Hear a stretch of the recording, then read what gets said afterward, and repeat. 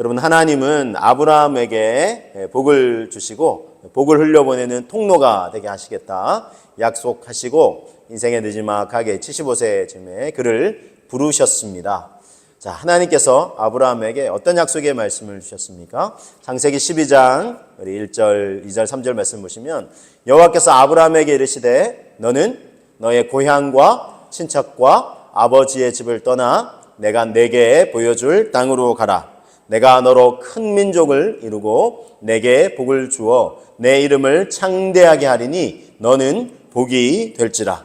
너를 축복하는 자에게는 내가 복을 내리고 너를 저주하는 자에게는 내가 저주하리니 땅의 모든 족속이 너로 말미암아 복을 얻을 것이라 하신지라. 자, 이처럼 복이 되고 또 복을 흘려보내는 통로가 되게 하시겠다 하나님께서 약속의 말씀을 주셨습니다. 자, 그렇지만 이게 75세, 물론 지금보다는 조금 더 수명이 이제 길었던 그런 시기인데 그렇다고 하더라도 인생의 조금 느지막한 순간에 새로운 여정을 떠난다. 그냥 잠깐 여행 갔다 오는 게 아니에요. 아예 이게 막 가족들, 식솔들 다 데리고 이렇게 대이동을 해야 되는 거예요. 여러분, 이게 쉽겠습니까? 결코 쉬운 일이 아닐 것입니다. 그럼에도 불구하고 아브라함은 고향, 본토, 친척, 아버지 집을 떠나라 하는 말씀에 떠났고 한 번도 가보지 않은 내가 너에게 보여준 땅 봤지? 너무 좋지? 가볼만 하지? 한 땅이 아니고 보여줄 땅으로 사전 아무런 정보도 없는 그 땅으로 가라 했을 때 아브라함은 갔어요. 정말 순종해서 믿음의 순종을 보였습니다. 이것이 하나님을 기쁘시게 하는 믿음의 사람으로 인정을 받게 했습니다. 자, 아브라함이 이처럼 귀한 믿음의 여정을 떠나게 되었고 하나님이 인정하시는 초반에 이 믿음의 여정을 이제 걷게 되었는데, 자, 그러나 이 여정 가운데서 아브라함이 또 깨달아야 될 교훈이 있습니다. 또 하나님이 주시는 이 복이 되고 복의 통로가 되겠다 하시는 약속의 말씀이 온전히 이루어질 수 있도록 아브라함은 계속해서 믿음의 여정을 걸어가야 했습니다. 자, 그래서 하나님의 이 약속의 말씀에 아브라함이 어떻게 반응했습니까? 첫 번째 오늘 이제 되새기는 교훈은 자, 4절 말씀을 먼저 보겠습니다. 4절. 이에 아브라함이 여호와의 말씀을 따라갔다 그랬어요. 자, 아브라함이 어떻게 했습니까? 여호와의 말씀을 따라갔어요. 그래서 우리가 또 되새겨야 될 또 교훈은 여호와의 말씀을 따라갔다라는 것입니다. 그렇죠? 아브라함이 하나님의 말씀을 따라갔어요. 하나님의 말씀을 따라갔다. 자, 여러분, 그거 아세요? 이 시절에 로또 복권이 있었어요. 로또 복권. 무슨 소린가? 4절 말씀을 다시 한번 보겠습니다. 자, 이에 아브라함이 여호와의 말씀을 따라갔고 로또 그와 함께 갔으며 그랬죠? 로또 그와 함께 갔다. 우리식 발음이 이제 로또 복권 제가 이제 소개를 드렸는데 기억하기 쉬우시라고. 자, 잘 보세요. 이 아브라함과 롯이 행한 행동에 조금 차이가 있어요. 아브라함이 여호와의 말씀을 따라갔죠. 그런데 롯도 그와 함께 갔다 그랬어요. 근데 여러분, 이게 우리말 어법에 이게 뒤에 롯도라는 거는 롯도 아브라함처럼 했다는 건데, 근데 조금 뒤에 문장이 틀려요. 만약에 이게 이 롯도라는 표현을 쓰려면 롯도 아브라함처럼 여호와의 말씀을 따라갔다라고 해야 돼요. 그런데 롯은 어떻게 했습니까? 롯은 그와 함께 갔다라고 기록이 되어 있어요. 자, 이게 무슨 차이입니까? 아브라함은 뭘 따라갔다고요? 여호와의 말씀을 따라간 거예요. 근데 롯은요? 아브라함을 따라간 거예요. 지금 아브라함과 함께 간 겁니다. 여러분, 우리 친구 따라 강남 간다 뭐 이런 말도 있죠. 그렇죠? 이건 사람 따라가는 거예요. 그래서 내가 좀 믿고 의지할 만한 사람이 같이 가자 하면은 가는 거예요. 근데 정확하게 표현하면 롯은 하나님의 말씀을 쫓아온 게 아닙니다. 왜냐하면 롯의 인생을 나중에 이렇게 쭉 우리 성경 말씀 통해서 보면 분명히 알 수 있어요. 그래서 롯은 어떤 선택의 순간에 하나님을 의지하고 하나님의 말씀을 따라가는 삶이 아니에요. 사람을 의지하는 거예요. 이게 이제 이 숙부인 이제 아브라함 큰아버지인 아브라함을 따라서 긴 여정을 롯은 오게 되었습니다. 자, 여러분, 그래서 이 하나님의 말씀 속에서 우리는 하나님께서 이 아브라함과 롯을 이제 대조 이렇게 하시는 상황 속에서 우리는 어떤 삶을 살아갈 것인가? 하나님과 하나님의 말씀을 따르는 삶을 살아갈 것인가? 아니면 적당히 내가 좀 믿고 신뢰할 만한 저 사람과 함께 가면 덜 외롭겠다. 그냥 괜찮겠다 하면서 사람을 의지하면서 가느냐 하는 것은 굉장한 차이가 있습니다. 별 차이 아닌 것 같지만 아주 큰 차이가 있습니다. 예레미야 17장에 있는 말씀을 통해서 제가 소개해 드리겠습니다. 예레미야 17장 5절부터 이런 말씀이 있습니다. 여호와께서 이와 같이 말씀하시니라. 무릇 사람을 믿으며 육신으로 그의 힘을 삼고 마음이 여호와에게서 떠난 그 사람, 하나님이 아니라 마음이 하나님께 떠나 있어요. 사람 믿고 사람 힘을 삼고 의지하는 거예요. 그 사람은 저주를 받을 것이라 라고 하시면서 6절에 그는 사막의 떨기나무 같아서 좋은 일이 오는 것을 보지 못하고 광야, 간주한 곳, 건건한 땅, 사람이 살지 않는 땅에 살리라. 그러니까 하나님이 아닌 사람을 의지하고 사는 사람은 사막의 떨기나무 같이 메마른 인생이 될 것이다 말씀하고 있습니다. 물론 여러분 이거 이제 너무 이제 극으로 치우치면 안 되겠죠? 그럼 사람과의 신뢰관계도 쌓지 말고 사람과 교제도 하지 말고 사람 믿지 말고 살라는 거냐? 그런 의미는 아닙니다.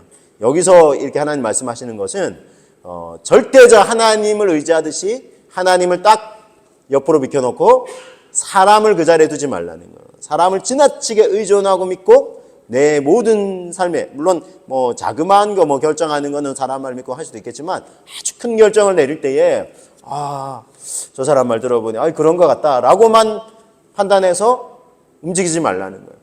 하나님의 말씀은 뭐라고 말씀하시는지, 하나님은 어떤 뜻을 가지고 계실지 하나님의 뜻을 구하면서 움직이든 또 삶을 살아가라라는 것입니다. 자, 그래서 이런 사람은 복 받을 수가 없다 이렇게 말씀하고 계시죠. 이어서 그럼 어떤 사람이 복을 받을 수 있느냐? 7절부터 보시면 그러나 무릇 같이 한번 고백해 보실까요? 그러나 무릇 여호와를 의지하며 여호와를 의뢰하는 그 사람은 복을 받을 것이라 그랬어요. 여호와 하나님을 믿고 의지하는 사람이 복을 받는다. 자, 그 모습을 이제 8절에서 이렇게 소개합니다. 그는 물가에 심어진 나무가 그 뿌리를 강변에 뻗치고 더위가 올지라도 두려워하지 아니하며 그 잎이 청청하며 가무는 해도 걱정이 없고 결실이 그치지 아니함 같으리라 그랬습니다. 자, 여러분 어떤 사람이 복을 받는다고요? 여호와 하나님을 믿고 의지하는 사람, 하나님의 말씀을 쫓아 살아가고자 하는 사람, 그런 사람은 마치 물가에 심겨진 나무와 같다라는 것입니다. 그러니까 항상 이제 수분이 공급이 되겠죠. 그러니까 메마르지 않는 거예요. 그러니까 항상 그 잎이 청청하고 가무는 해도 걱정이 없고 이 물이 마르지 않는 한, 그렇죠? 근데 하나님은 이렇게 정말 마르지 않는 샘물 같은 분이시니까 그 은혜를 부어 주시니까 가무는 해도 걱정이 없고 결실이 항상 그치지 않는 거예요. 사계절 내내 항상 정말 풍성한 결실을 맺을 수 있는 그런 인생의 계절이 되는 것입니다. 여러분, 이런 복된 삶을 우리가 살 수 있어야 하지 않겠습니까? 우리는 어떤 선택을 해야 되겠습니까? 어떤 선택을 해야 되겠습니까? 하나님 좀 사람 믿고 의지하고 이렇게 적당히 좀 살면 되지. 아니면 하나님 말을 믿고 의지해야 되지. 나는 사람을 절대자처럼 신뢰하지 않아. 내가 절대 신뢰하는 것은 하나님 한 분밖에 없어. 라고 하면서 하나님을 믿고 하나님이 뭘 원하시는지 그 뜻을 구하고 그 말씀을 쫓아 살아가고자 하는 삶이 진정 복된 인생이 될 수 있다는 것입니다. 저와 여러분들은 정말 하나님을 의지하시고 하나님 말씀을 따라가고자 하는 그런 믿음의 삶을 통해서 하나님을 기쁘시게 해드리고 또 하나님이 내려주시는 복을 풍성히 받으시는 저와 여러분 되시기를 주님의 이름으로 축복합니다. 자, 이런 여정을 걸어왔어요, 아브라함이. 그래서 약속의 땅에 정말 식솔들 다 거느리고 왔어요. 자, 그런데 10절에 보니까 이런 일이 그 땅에서 생겼어요. 10절, 그 땅에 기근이 들었으므로 아브라함이 애굽에 거류하려고 그리로 내려갔으니 이는 그 땅에 기근이 심하였음이라 그랬어요. 약속의 땅에 뭐가 생겼죠? 기근이 들었어요. 땅이 갑자기 메마르고, 하나님 의지하고 그러면 메마르지 않는 뭐 인생 산다고 하지 않았나요? 근데 왜 기근이 들어요? 그 땅에 기근이 심하였다 그런데, 어떻게 이럴 수가 있죠? 아브라함이 분명 하나님 말씀 따라온 거 아닌가요? 지금 다른 데 간 건가요? 근데 왜 그 땅에 기근이 들어요? 우리가 이렇게 좁은 이 땅에 우리 안목으로는 이렇게 생각할 수 있습니다. 자, 그런데 여러분, 이 아브라함이 그 땅에 기근이 들어서 어떻게 했습니까? 애굽으로 내려갔어요. 듣자 하니 약속의 땅에는 기근이 들었는데 저 아래쪽 애굽으로 내려가면 그 땅은 먹을 것이 풍족하다고 하더라. 지금 뭐 이 땅처럼 기근이 심하게 들고 그렇지 않다고 하더라. 그런 이야기를 들었어요. 그래서 아브라함이 어떤 선택을 합니까? 내려가요, 그 땅으로. 그런데 분명히 아브라함은 이 처음에 약속의 땅에 올 때는 하나님의 음성을 듣고 말씀을 따라서 왔어요. 그런데 이 두 번째 좀 큰 선택을 할 때는 좀 안타까운 선택을 해요. 왜냐하면 하나님이 무엇이라 말씀하시는지 기도하지 않았어요. 귀 기울이지 않았어요. 그냥 상황만 보고 판단한 거예요. 다른 사람들 말만 듣고 판단한 거예요. 조금 아쉽죠?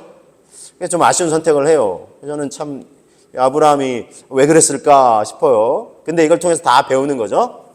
여러분, 이 후대에 나중에 이 모세 또 여호수아 갈렙이 이제 가나안 땅, 이 약속의 땅, 물론 이제 그 야곱의 때 다 이제 다시 이제 뭐 애굽으로 이제 내려가게 되죠. 요셉의 때 내려갔다가 아버지 야곱과 모든 식솔들 이렇게 다 내려갔다가 400여 년간 애굽에 머물게 되면서 다시금 하나님께서 그 노예 생활하던 이스라엘 백성의 부르짖음을 들으시고 그들을 이제 애굽에서 출애굽해서 구원해 내시는 여정, 그리고 광야 여정을 거쳐서 다시 이제 약속의 땅에 다시 들어가게 하시는 거죠. 모세와 또 모세는 약속의 땅에 못 들어가고 생을 마감했지만 그 뒤를 이어서 여호수아와 갈렙이 그 다음 세대들을 양육해서 약속의 땅에 이제 진입을 하고 정복 전쟁을 치르게 되는데 맨 초입에 어떤 성이 있었습니까? 여리고 성이라는 아주 견고한 성이 버티고 있었어요. 너무나 견고한 성이 아무리 난공불락이라 그러죠. 아무리 이렇게 무너뜨리려고 해도 무너뜨릴 수 없다고 여겼던 여리고성. 근데 하나님께서 여호수아에게 이렇게 말씀하세요. 여호수아가 새벽에 일찍 일어나서 묵상하고 하는데 하나님께서 이 성을 돌라 그러는 거예요. 군사들 무장시켜서 백성들과 함께 하루에 한 바퀴씩 쫙 돌고 7일째는 몇 바퀴를 돌아요? 7바퀴를 다 돌으라 그래요. 그리고 그 마지막 날 이렇게 돌 때는 그 전까지는 침묵하고 있다가 함성을 외치고 나팔을 불면은 이 성이 무너져 내릴 것이다. 하나님의 말씀 드렸어요. 그래서 여호수아가 그대로 행해요. 군사들과 백성들에게 절대 침묵하라고 6일 동안. 그리고 7일째 다 돌면서 함성을 외치고 나팔을 불고. 그랬더니 진짜 그 성이 와라로 무너져 내렸어요.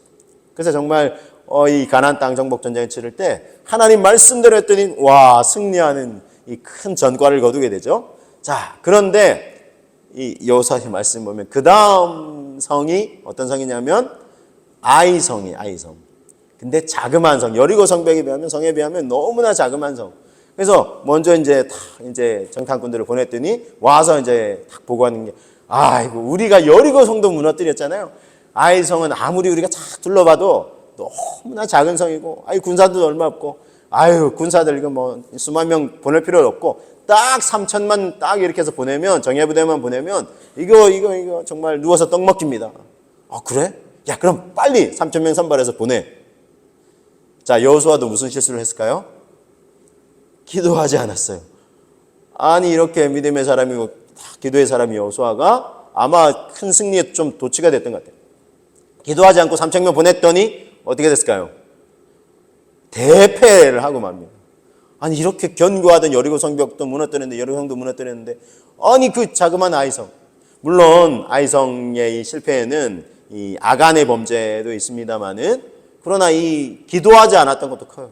만약에 먼저 기도했다면 하나님께서 너희를 지금 먼저 점검해야 되겠다. 너희 안에 지금 죄악의 깊이 스며들어 있다 하면서 이걸 다루어야 된다. 뭐 이렇게도 말씀하셨겠죠. 근데 기도하지 않았어요. 그래서 정말 아이성에서 큰 패배를 경험합니다. 이건 여호수아에게 이제 큰 교훈이었어요.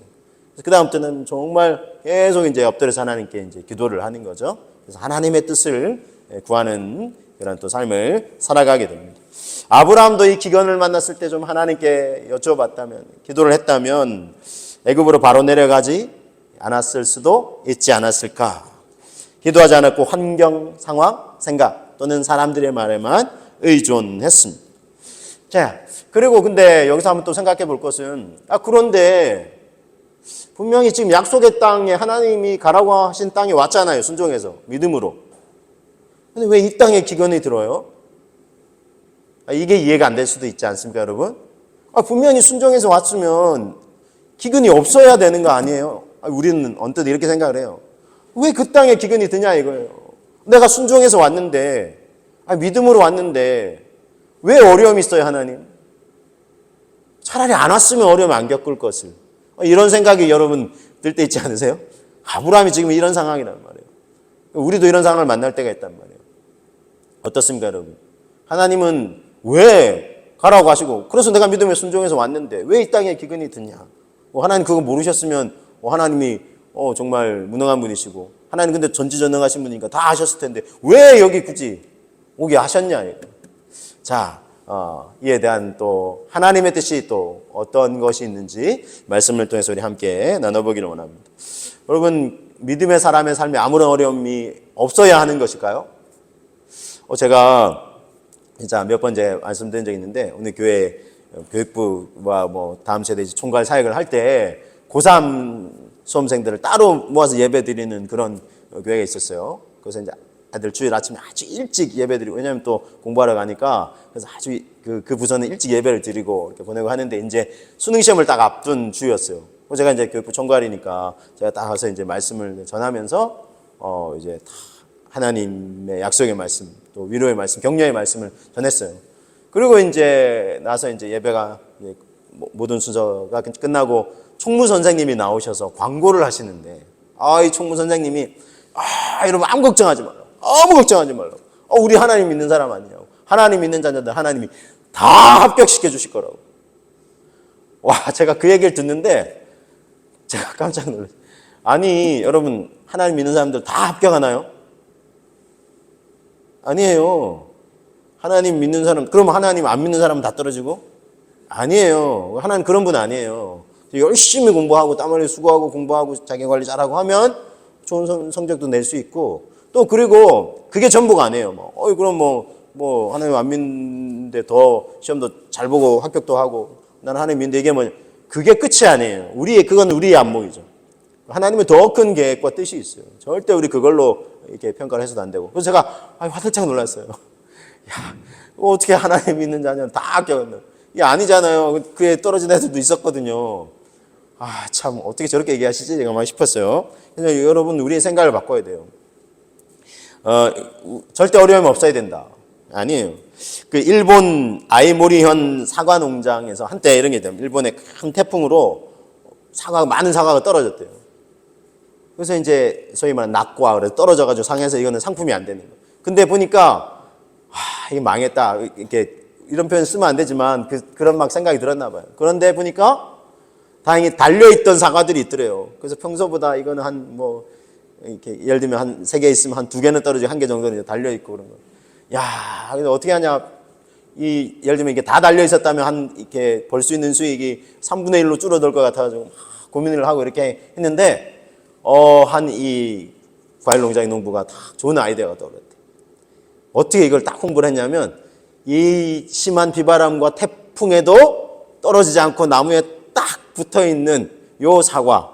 다행히 이제 그때 그 시기가 수험 시험 치는 기간이랑 맞물려가지고 그 사과를 판매하고 평소보다 3배 이상 가격을 딱 높게 했는데, 팔렸을까요? 안 팔렸을까요? 많이 팔렸대요. 다 팔리고 더 없냐고. 왜요? 수험생 부모님들이, 이게 수험생 자녀들이 있으니까 불안하잖아요. 그러니까 떨어졌다는 표 쓰면 붙어 있다. 요 심한 이 태풍에도 딱 나무에 붙어 있는 이 사과를 판다고 하니까 다 이렇게 막 팔고 이렇게 했다는 거예요. 여러분, 시험 치고 이제 수험생이 있을 때 절대 해서는 안 되는 게 있잖아요. 그렇죠? 미역국을 그날 아침에 끓여주면 안 돼요. 이건 큰 실수하는 거예요. 아무리 생일이어도 그날이 끓여주면 안 되고. 그래서 다 이제 시험을 앞두고 있는데 집에서 다 그래서 이제 식당에 밥을 먹다가 이제 탁 볼펜 하나 하는데 그게 땅에 이렇게 또르륵 이게 탁 떨어졌대요. 그래서 그 아빠가 아이고 볼펜이 땅에 이렇게 하다가 떨어졌다는 표현 쓰면 안 되니까 깜짝 놀라 화들짝 놀라 잠깐 딱 말을 멈췄어요. 아유 볼펜이 땅바닥에 딱 붙었네 이렇게 얘기했다는 거예요. 아다르고 어다르죠. 예, 떨어졌다는 거하고 딱 붙었다고 그렇죠? 자, 여러분 어쨌든 여러분 우리 인생에 어려움 없기를 물론 우리는 바라요, 그렇죠? 그렇지만 믿는 자의 삶에도 분명히 믿음으로 내가 순종해서 여기까지 왔는데 하지만 어려움이 있을 수 있다는 거예요. 근데 우리의 관점을 바꿔야 돼요.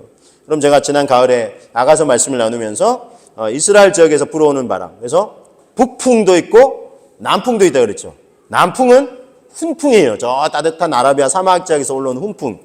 북풍은 저 정확하게 말하면 서북쪽 저 바닷바람이 내려오는 거예요. 그래서 차가워요. 근데 북풍아 불어라 남풍아 일어나.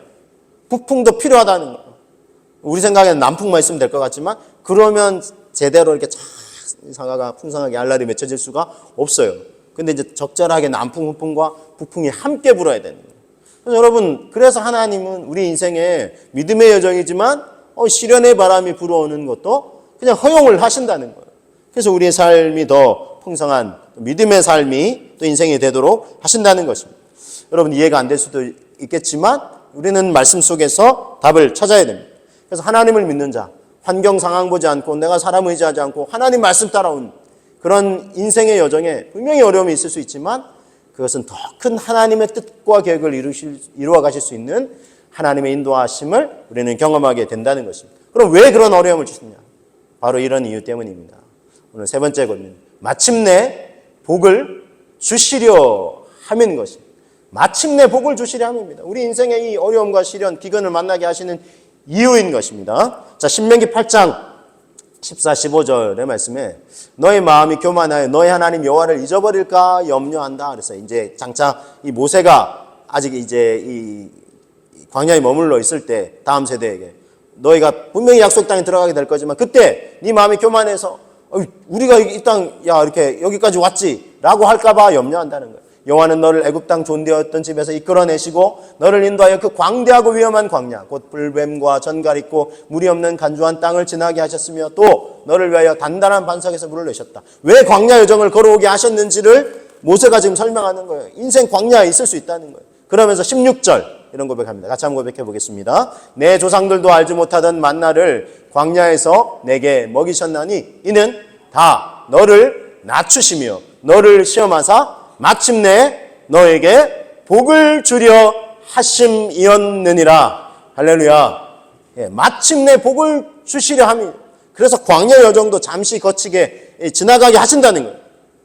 우리 인생에는 광야도 없어야죠 하지만 그게 아니라는 거예요. 이 광야 같은 여정을 거치게 하시는 이유는 거쳐가게 하시는 이유는 마침내 복을 주신다는 거예요. 거기서 광야는 진짜 아무것도 없죠. 근데 하나님만을 바라보고 의지할 수밖에 없는 거예요. 그런 인생과 백성이 되게 하는 거예요.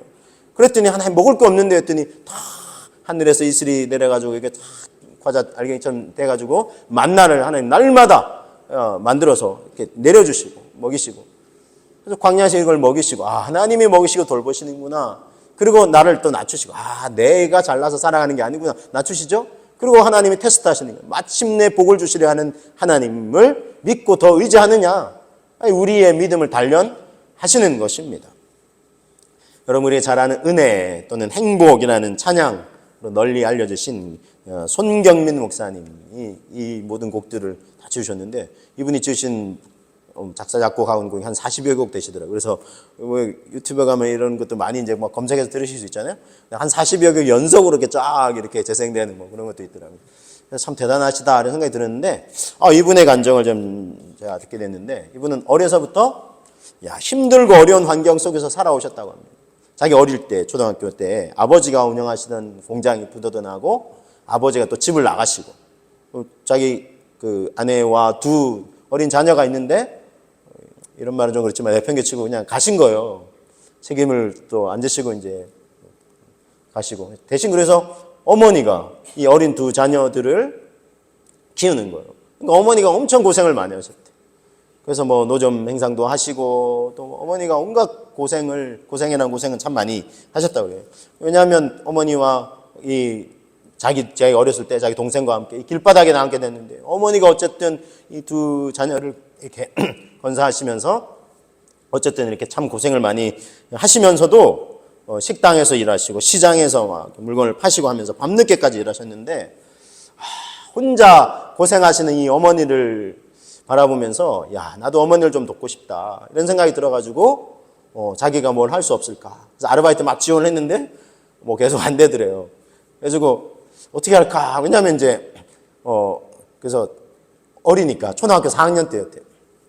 그러니까 뭐 초등학교 4학년을 어디 아르바이트를 뭐 쓰겠어요. 그래서 계속 안 되고 그러다 보니까 어느 날 신문 배달하는데 이제 구인관관대 분이 가서 보니까 이제 신문 배달을 하게 돼가지고 이제 석간 신문을 막 돌리면서 자기도 열심히 이제 하게 되고 나중에 이제 집을 좀 더 이사 가게 되면서 이제 신문을 못 돌리는데 어떻게 할까 했는데 또 보니까 구두를 닦는 데 가가지고 구두 닦는 아르바이트 하면서 온갖 고생이라는 고생을 뭐 이 어린 소년 시절부터 다 한 거예요.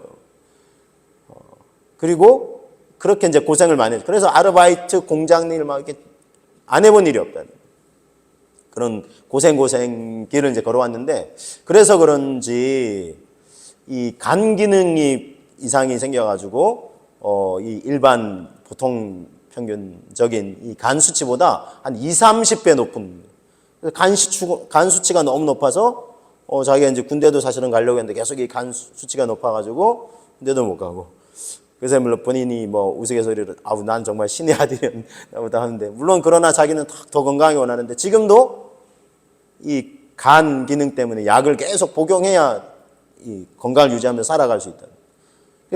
너무나 불편하죠. 어머니도 고생 많으셨고 자기도 고생 엄청 하고 이렇게 했는데 그런데 자기 인생을 돌아보면서 한 번도 불행하다고 느껴본 적이 없대요. 어떻게 그럴 수 있나 싶었어요. 그렇죠? 왜냐하면 이렇게 불행한 인생을 살아오고 있고 어떻게 보면 보통의 관점에서 봤을 때 자기 인생을 비관하고 원망하면서 살아오도 되잖아요. 근데 한 번도 자기는 불행하다, 불쌍하다. 주변 사람들이 그렇게 해도 난 안 그렇다. 물론 가끔 자기 구두 닦고 있을 때 이렇게 자기 또래 애들이 아빠 엄마 손잡고 이렇게 다 이렇게 뭐 행복하게 걸어가는 모습 보면 좀 부러운 건 있지만 그렇다고 내 인생이 막 비참하거나 불행하다. 이게 한 번도 생각해 본 적이 없대요. 그 이유는 어머니 때문인데 어머니가 그렇게 고생을 하시면서도 단 한 번도 우리는 불행하다. 야, 우린 이게 뭐냐라고 얘기하신 적이 없으시대요. 그럼 어떻게 하셨냐? 어머니가 신실한 하나님을 믿는 사람. 새벽마다 일어나서 어린 자기를 깨워가지고 교회를 같이 가셨다. 근데 또 걸어서 한 30분, 30여 분 가는 거리를 걸어서 가시면서 맨 앞자리에 앉아가지고 물론 어머니는 힘드시죠. 내세간 자녀들한테 내세가 안 했지만 너무 힘든 이제 울면서 기도를 하는 게 하나님 앞에. 그래서 울면서 막 기도하시는 어머니 모습을 바라보고 근데 기도가 끝나면 항상 어머니는 밝게 웃으시면서 하나님 감사하다고 하나님 안에 있으면 참 행복하다고 이런 고백을 하시더라는 거예요.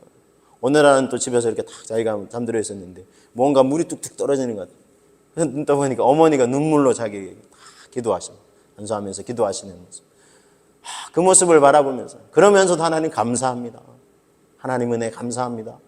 이 고백하시는 어머니를 보고 자기가 자라면서 그렇구나. 환경과 상황은 열악할지 모르지만 다시는 뭐 절대 내 인생이 불행하다라고 느껴본 적도 없고 그런 생각할 틈도 없었고 그 어머니의 그 모습을 바라보면서 이게 하나님의 은혜구나. 그 어린아이부터 자기가 다른 사람들 그게 무슨 은혜냐 야 네가 무슨 행복하냐는 아니라는 거예요. 나는 하나님의 은혜를 체험하고 있고 행복하다는. 그래서 그렇게 불행할 법한 그 어린 유년 시절부터 쫙 돌아보면서 불행하다 하나님 왜 이래요 원망한 게 아니라 하나님 은혜 감사합니다. 늘 감사를 고백했다는. 여러분 그것이 쌓여서 이분의 신앙 고백이 담긴 노래와 찬양으로 이렇게 표현된 것이죠. 그러니까 수많은 사람들 지금 감동시키고 있잖아요. 그렇죠? 그래서 얼마나 많은 사람들이 이분의 지금 찬양에 감동을 받고 한국교회 국내나 전 세계에 흩어져 있는 수많은 사람들이 이분의 찬양을 들으면서 많은 감동을 받는다고 삶의 위로를 얻는다고 하나님 앞에 더 가까이 나아가게 되겠다고 정말 이렇게 복된 인생이 되고 계신 거 아니겠습니까 여러분? 그래서 이분은 감사하대요. 자기가 그런 시절이 없었다면 어떻게 그런 곡들이 나올 수 있었겠냐. 근데 지금 수많은 사람들을 감동시키고 수많은 사람들을 하나님 앞에로 이렇게 나올 수 있는 밑거름이 되고 있으니 나야말로 진짜 복된 인생이 아니겠느냐 하시면서 이분이 이제 간증 끝에 되새겨 주었던 말씀이 신명기 33장에 있는 말씀인데, 신명기 33장 28절 말씀을 먼저 한번 보시면, 이스라엘이 안전히 거하며 야곱의 샘은 곡식과 새 포도주의 땅에 홀로 있나니 곧 그의 하늘이 이슬을 내리는 곳으로다. 이 아직 광야 여정에 있을 때 장차 너희가 들어갈 땅은, 약속의 땅은 너희가 안전히 거하고 이 곡식과 새 포도주의 땅에 홀로 있나니 곧 그의 하늘이 이슬을 내리는 곳. 이슬을 내리는 것. 광야에서 하나님이 내려주시는 은혜가 충만한 땅이라는 것. 그러면서 29절 같이 한번 고백해 보실까요? 이스라엘이여 너는 행복한 사람이로다. 여호와의 구원을 너같이 얻은 백성이 누구냐?